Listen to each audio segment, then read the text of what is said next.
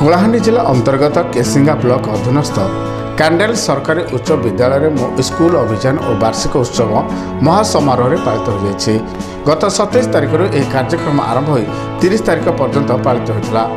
विद्यालय प्रथम रु दशम श्रेणी पर्यंत मोट 465 जन छात्र छात्री माने विभिन्न प्रतियोगितार निज निज प्रतिभा प्रदर्शन करते।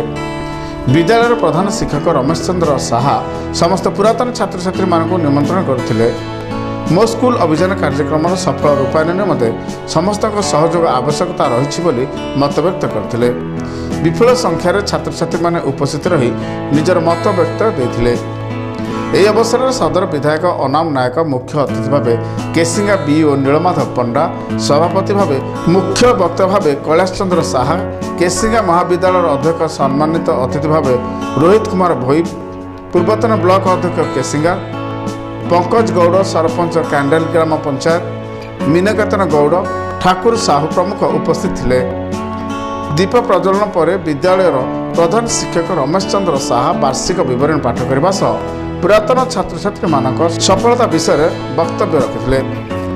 विद्यालय छात्र छात्री मानक सुरक्षा व्यवस्था तथा आवश्यकता ठारू कम शौचालय थिबा और पाचेरी निर्माण सह युक्त 2 कॉलेज निर्माण पर विधायक दृष्टि आकर्षण करते। शेष छात्र छात्री मानक द्वारा विभिन्न रंगारंग कार्यक्रम अनुष्ठित होता। प्राय 5000 रु अधिक दर्शक शीत राति मजा उठाई।